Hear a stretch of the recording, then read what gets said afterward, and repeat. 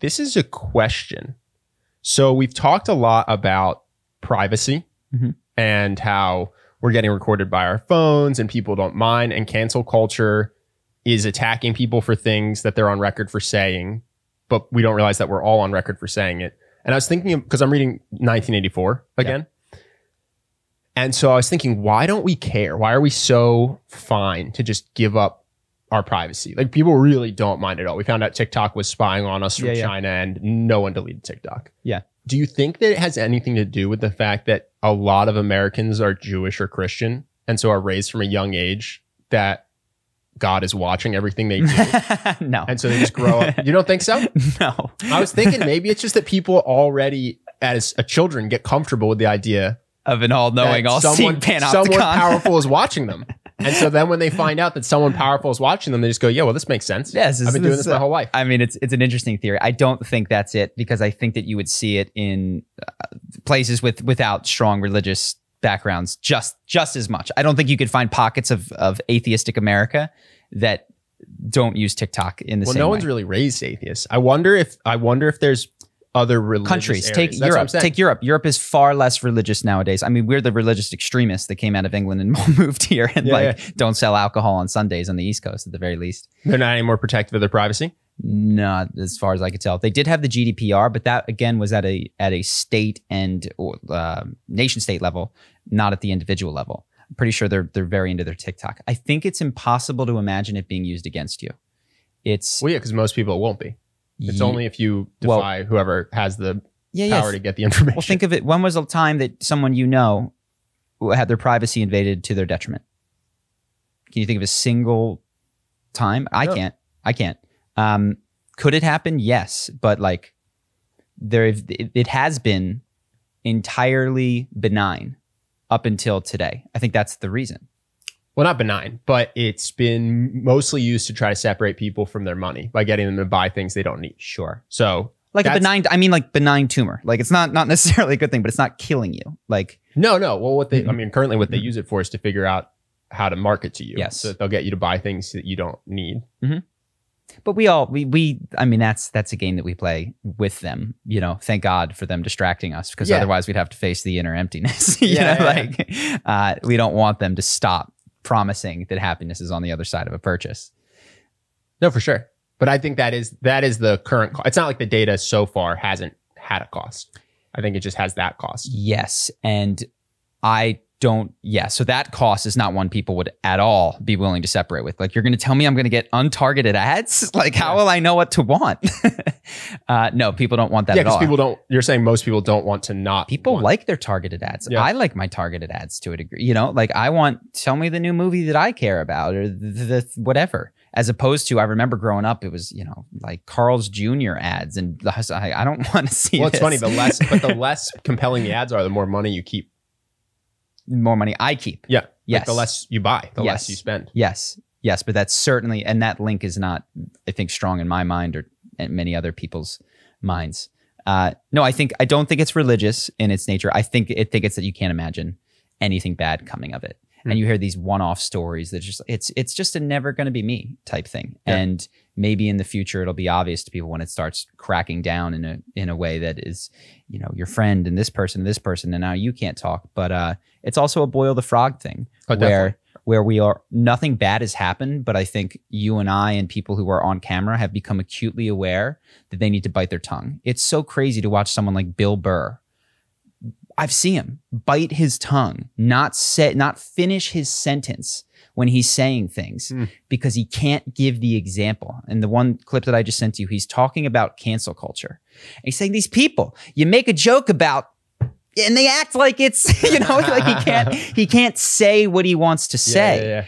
And everyone who's on camera, and maybe people might not get this who don't have YouTube channels or podcasts or it become or anything like that. I'll finish my sentence.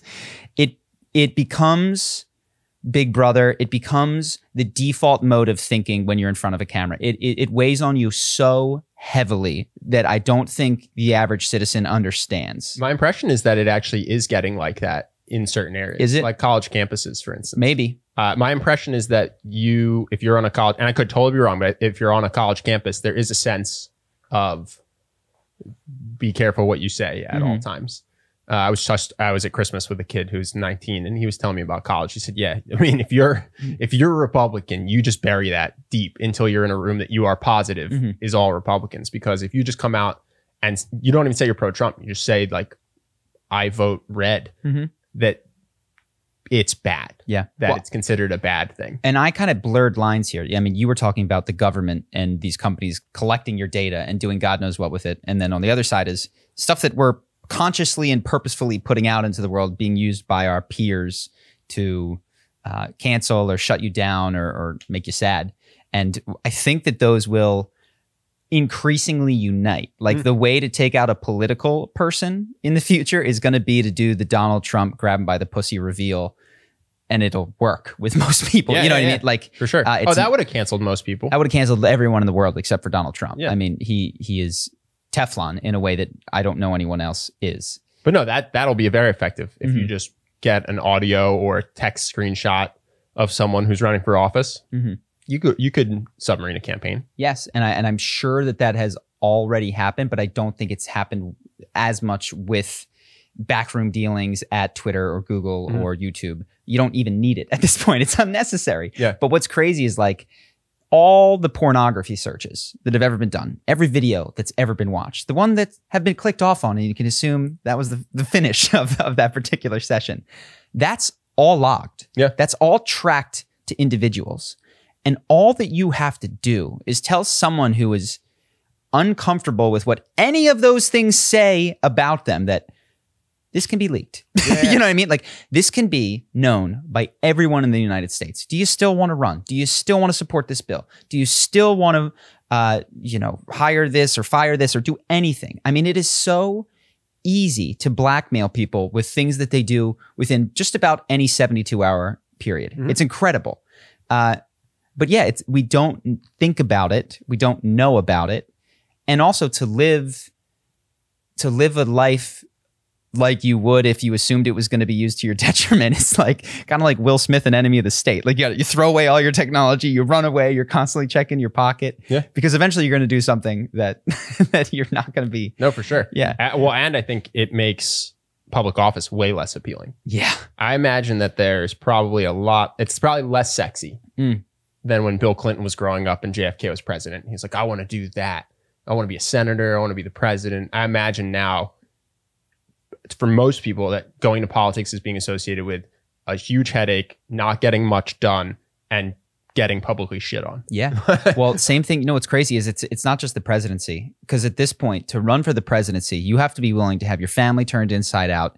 Everything in your life is going to be scrutinized and represented to half the country in the worst possible way that imaginable, and even some that are just stretches that are completely factually untrue. Yeah. That's happening also to Supreme Court judges. That's happening at levels cascading down from the presidency, such that it is completely turned me off from the idea that I want anything to do with any public position. In fact, we talk about Charisma on Command. I don't even want to be public facing with Charisma on Command anymore.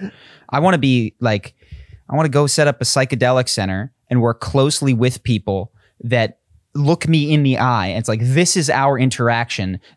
It cannot be misconstrued. You're saying your ideal would be that someone's like, who runs Charisma on Command? I don't know. It's the Charisma on Command guy. Yes. And so it's the same quality content, still your voice, but just no one knows, oh yeah, that's Charlie. Yeah. Yeah. Hope that you guys enjoyed that clip. If you want to see more like this and have us do more podcasts, we are 100% funded by our generous patrons. And if you'd like to contribute, there's a link in the description, and we'll have one pop up on the screen right here so that we can do more podcasts where we have fun conversations and hopefully some deep ones like this. Either way, hope that you enjoyed the video, and I will see you in the next one.